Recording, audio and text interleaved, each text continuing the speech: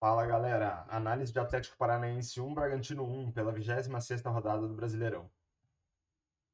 Começando a nossa análise pelo comportamento das equipes em campo, a gente vê que o Atlético Paranaense jogou num 3-4-3, enquanto o Bragantino entrou num 4-2-3-1. De um modo geral, os jogadores do Atlético Paranaense jogaram um pouco mais avançados dentro do campo em relação aos jogadores do Bragantino. Mas isso não se refletiu muito em termos das jogadas criadas dentro do campo de jogo. A gente vê aqui que 29% delas ocorreram no campo defensivo do Atlético Paranaense, 42% na região do meio de campo e 29% no campo defensivo do Bragantino. Né? Então a gente vê aí um equilíbrio nessa questão de concentração de jogadas em cada terço do campo. O gráfico aqui embaixo mostra o domínio de cada uma das equipes ao longo do jogo. A gente vê mais barras vermelhas do que barras brancas, o que indica um domínio maior do Atlético Paranaense, mesmo que em alguns pontos aqui do jogo o Bragantino tenha pressionado, né, tenha dominado mais o jogo. Mas de qualquer forma, em trechos aqui em que o Atlético Paranaense dominou, foram mais longos e mais intensos, vamos dizer assim. Aqui do lado direito, a gente tem algumas estatísticas que vão ajudar a gente a entender o comportamento das equipes e aquilo que elas conseguiram produzir ao longo do jogo. Em termos de posse de bola, o Bragantino foi superior, teve 56% de posse de bola contra 4% do Atlético Paranaense. Né? Isso aqui é um número de médio para alto para um visitante.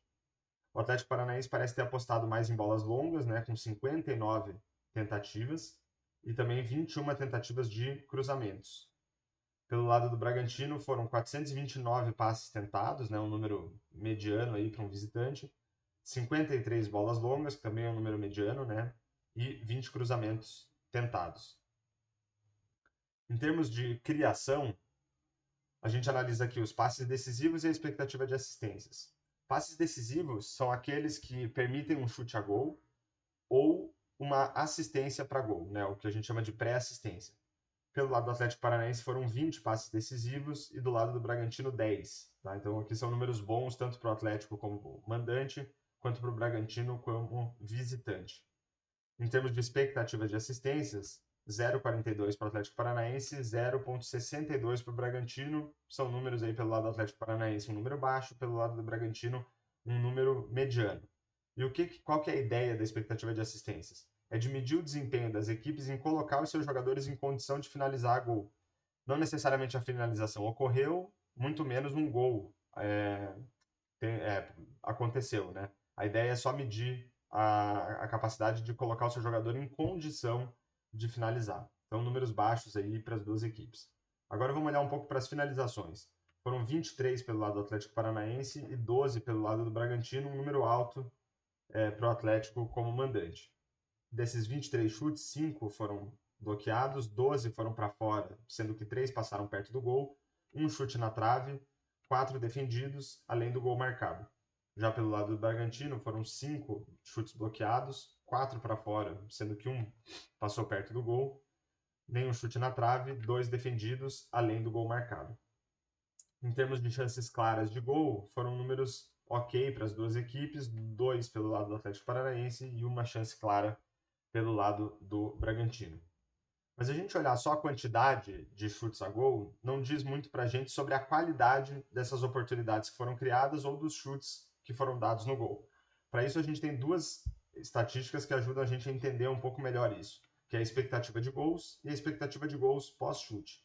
A expectativa de gols avalia a qualidade das oportunidades de gol, enquanto a expectativa de gol pós-chute a qualidade dos chutes, tá? Então, para a gente entender um pouco melhor esses dois conceitos, vamos pensar num chute de fora da área e num chute na marca do pênalti. A oportunidade, né, a probabilidade de gol de um chute na marca do pênalti é bem maior do que de um chute de fora da área. Então aí a gente está avaliando a qualidade da oportunidade de gol. Já um chute que vai no ângulo, por exemplo, e um chute que vai no meio do gol, o chute no meio do gol é mais fácil de ser defendido pelo goleiro. Então a gente vai dizer aí que um chute que vai no ângulo tem uma qualidade melhor do que um chute que vai no meio do gol. Então vamos analisar aqui como que as duas equipes foram em termos dessas estatísticas.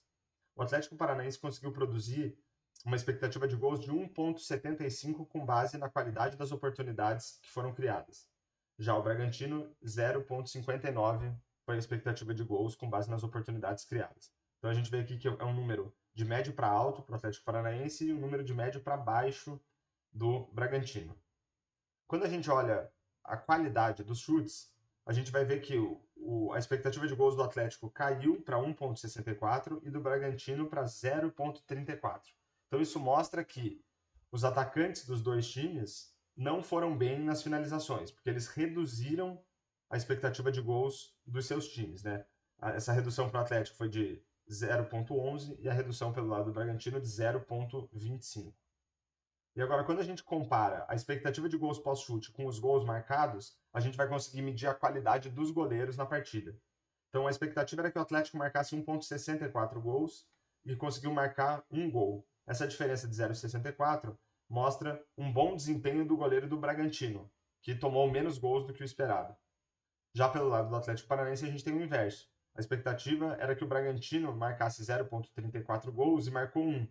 Então isso mostra que o goleiro do Atlético Paranaense tomou mais gols do que o esperado, né? Essa diferença aqui é de 0,66 negativa, que mostra que o desempenho do goleiro do Atlético Paranaense não foi bom. Quando a gente olha aqui todas as estatísticas, desde passes decisivos até o número de gols marcados, todas essas estatísticas eu considero que ajudam a gente a entender a qualidade do jogo. Para mim, quanto mais passes decisivos, quanto maior a expectativa de assistências, né, e todas essas outras estatísticas que tem aqui, até o número de gols, quanto maiores os valores, mais interessante é o jogo, melhor eu considero que é o jogo. Se a gente for avaliar aqui, aquelas que têm 4 estrelas ou mais, a gente vai ver que não são muitas, né? A gente tem os passes decisivos pelo lado das duas equipes, a gente tem aqui o número de chutes a gol pelo lado do Atlético Paranaense, a expectativa de gols, né? Então o Atlético conseguiu criar um número interessante aí de oportunidades, né? Aliando aí quantidade e qualidade. E pelo lado do Bragantino, um gol marcado aqui para visitante é um número interessante. Mas a gente vai ver que a maioria das estatísticas foram aí de 3 estrelas para menos. Então isso me faz entender que o jogo não foi tão bom assim. E o empate talvez acabe sendo melhor para o Bragantino do que para o Atlético Paranaense. Então a gente chegou aí mais uma análise de Atlético Paranaense 1, Bragantino 1. Espero que vocês tenham gostado do vídeo e ficam aqueles pedidos básicos do YouTube para você se inscrever no canal, deixar um comentário, dar o seu like e compartilhar o vídeo e falou!